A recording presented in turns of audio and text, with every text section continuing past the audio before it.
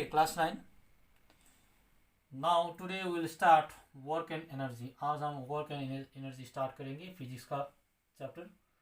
So first we should know what is work. We'll take some examples for better understand the work. So in physics, the term work is used in a special technical sense and has a much more precise definition which follows from the following examples. जो हमने जो example लिया है वो example के help से with the help of examples we can easily understand and we can easily define work. So number one example is when a box is pushed on a floor. जब हम box को push करेंगे floor में by applying force, so and it moves through some distance. जब force apply करेंगे तो वो box move करेगा सम डिस्टेंस में, तो work is said to be done. If जब फोर्स अप्लाई करेंगे तब ये बॉक्स सम डिस्टेंस मूव करेगा, तो मतलब उस सिचुएशन में हम कह सकते हैं work is said to be done. In this case the applied force displace the box. So in this situation जो फोर्स अप्लाई किया है वो फोर्स के कारण से बॉक्स डिस्प्लेस हो जाएगा. मीन्स जिस पोजीशन में बॉक्स था वो दूसरे पोजीशन में जाएगा, तो that time work is said to be done. So now the next example is when we pull a trolley by applying a force. If we pull the trolley, अगर हमने trolley को pull किया by applying force and it moves through some distance, means trolley some distance move करेगा by applying force. Again we can say that work is said to be done. This is example number 2. When we lift a box. Example number 3. When we lift a box through a height. अगर हम कोई box को through height lift करेंगे तो we have to apply force. For lifting, we need to apply force on the box. In this case, the applied force does work in lifting the box. मतलब ये case में जो applied force है वो क्या काम करेगा, बॉक्स को लिफ्ट करने का काम करेगा. तो when we lift a box through a height, we have to apply force. In this case, the applied force does work in lifting the box. तो यहाँ से हम ये जान सकते हैं from all the examples given above, it follows that work is done. कब work done होगा और कब नहीं होगा ये जानते हैं हम. A force is applied on the object, मतलब work done के लिए हमको force अप्लाई करना पड़ेगा on object, and the object is displaced from its original position. तो वर्क डन के लिए ऑब्जेक्ट डिस्प्लेस भी होना है. अगर डिस्प्लेस नहीं हुआ तो वहाँ पर वर्क डन 0 हो जाएगा. तो वो no work is said to be done if any of the two condition is not satisfied. अगर ये दोनों में से कोई एक कंडीशन भी सेटिस्फाई नहीं होगा तो वर्क डन इज 0, वहाँ का कोई वर्क डन ही नहीं होगा. अगर फोर्स अप्लाई नहीं किया तो वहाँ पर वर्क डन इज 0. अगर ऑब्जेक्ट डिस्प्लेस नहीं हुआ तो work done is 0. So work done के लिए we need two condition. So one is force is applied on a body and another condition is object is displace from one position to other. So this are the examples and the conditions of work. Now move to next topic.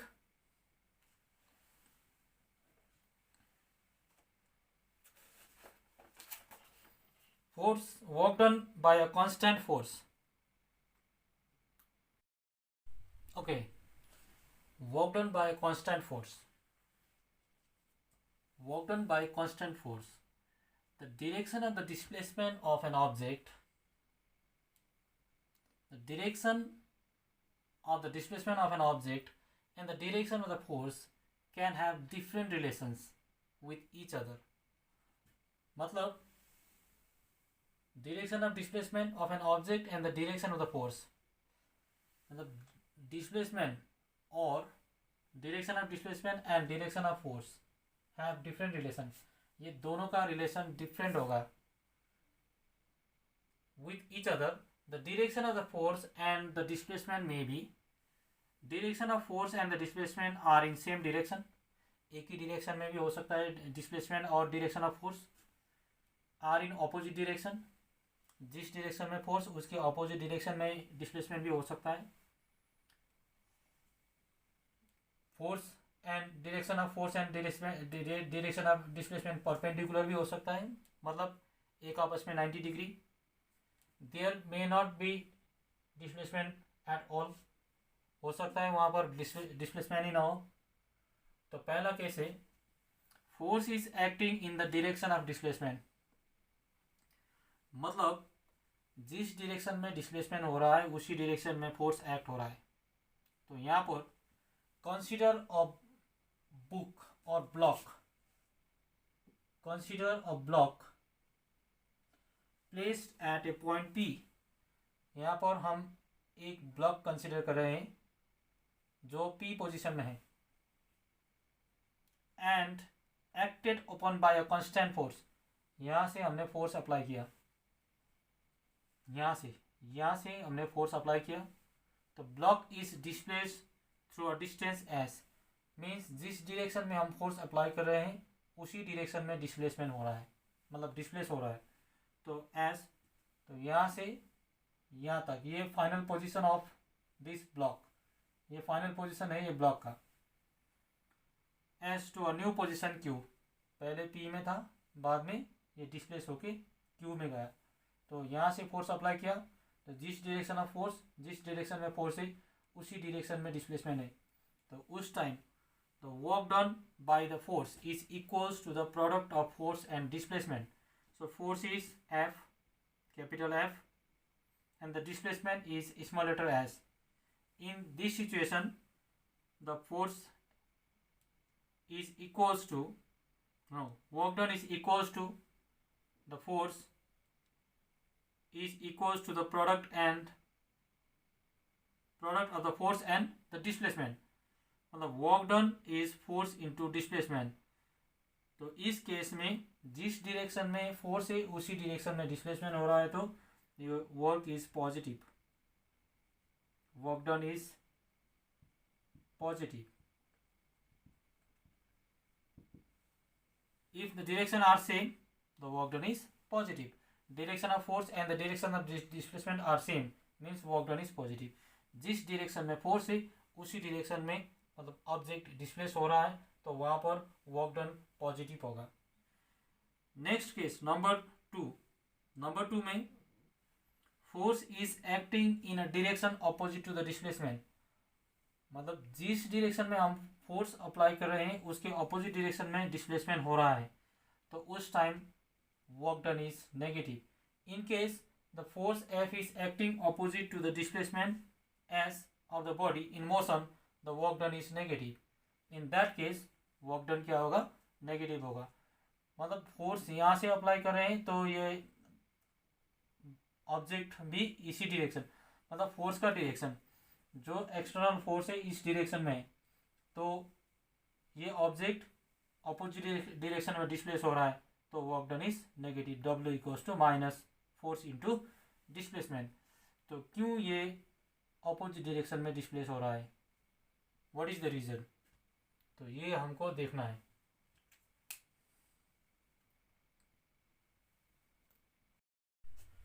Okay, force is acting in a direction opposite to the displacement.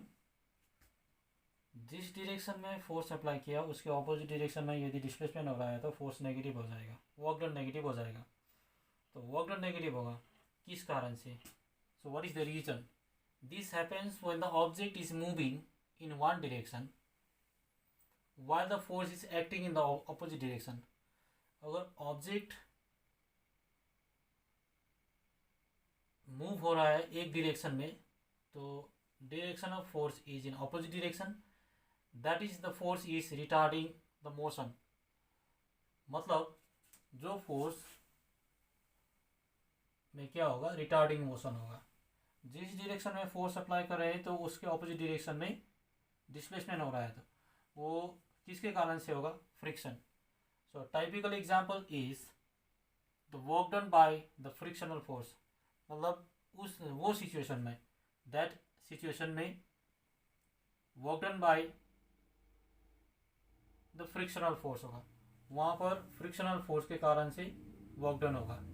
So which usually act in direction opposite to that of displacement, जहाँ पर जिस direction में force होगा उसके opposite direction में displacement होगा। कहाँ पर, जहाँ पर फ्रिक्शनल फोर्स है, तो उस time work done is negative. तो थर्ड सिचुएशन है the force is acting perpendicular to the displacement. Force is acting perpendicular the displacement means कोई भी ऑब्जेक्ट को सीधा परपेंडिकुलर, मतलब उसको लिफ्ट किया, तो in this case the force F applied is perpendicular to the displacement. So ये case में force is perpendicular to the displacement.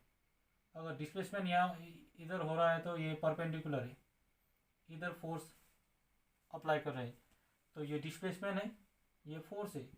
तो in this situation there is no displacement, सीधा object upward in 90 degree angle, सीधा object upward हो रहा है 90 degree angle में, तो displacement is zero. In this situation the displacement is zero. अगर displacement zero हो जाएगा तो वर्क डन इज जीरो। ये चीज हमको याद करना है, अगर परपेंडिकुलर डिस्प्लेसमेंट हो रहा है तो वहां पर वर्क डन जीरो होगा। Always work done is zero in case of perpendicular displacement. So number 4 case, force is causing no displacement. अगर फोर्स के कारण से कोई डिस्प्लेसमेंट नहीं हो रहा है तो in that case work done is zero, क्योंकि displacement is zero, so work done is zero. This happens when one may be holding a heavy weight. In this case, there is simply a force but no displacement. अगर कोई आदमी heavy weight hold कर रहा है लेकिन उसको मतलब move कर नहीं पा रहा है, तो उस time work done is zero. Why work done is zero? Because in that case displacement is zero, movement is zero, motion is zero means displacement is zero, so work done is zero. Further, no work is done when one may be pushing a rock or mountain. So mountain is unable to move, it unable to move by applying force. So in that case work done is zero. Why work done is zero? Because the displacement is zero. वहाँ पर भी displacement zero हो रहा है, इसलिए work done is zero. Okay, this much for today. Thank you.